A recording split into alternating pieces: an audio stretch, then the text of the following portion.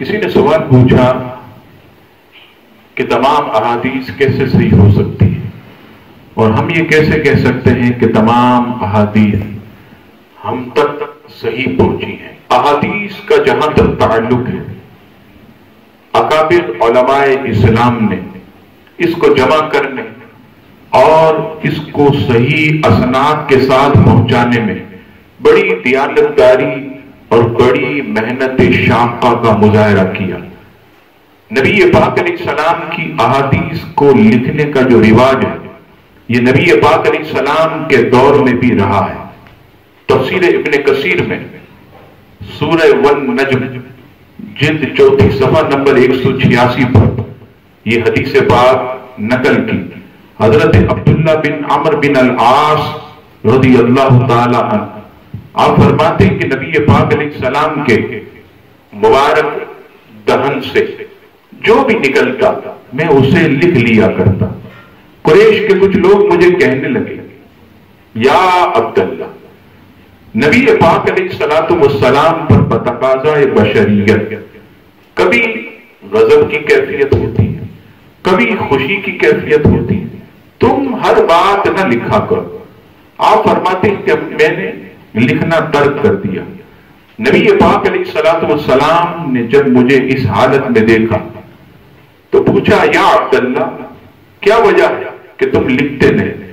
عرض کی، یا رسول اللہ صلی اللہ علیہ وسلم، آپ پر بعض اوقات بتقاضائے بشریت غضب کی کیفیت ہوتی، کبھی خوشی کی کیفیت ہوتی ہے، تو میں نے ہر بات کو لکھنا جو ہے یہ موقوف کر دیا۔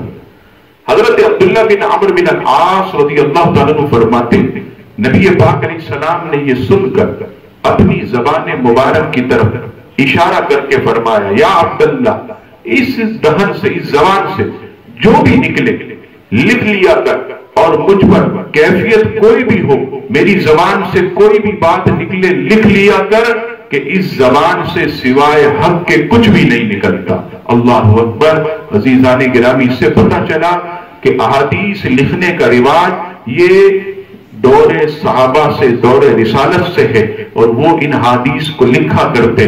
عزیزان گرامی، صحابہ کرام احادیث اس لیے بیان نہیں کرتے زیادہ صحابہ کہ وہ احتیاط کیا کرتے کہ حضور علیہ السلام کے ارشاد میں کوئی لفظ ہماری طرف سے شامل نہ ہو جائے۔ لیکن حضرت سیدنا ابو ہریرہ رضی اللہ تعالیٰ عنہ نے اس میں سب سے بڑا اہتمام کیا، اور اس کے بعد کے جتنے بھی اکابر علماء اور محدثین آئے، امام بخاری رحمت اللہ علیہ کو آپ پڑھیے، کتنا انہوں نے احادیث کو جمع کرنے میں دیانتداری سے کام لیا۔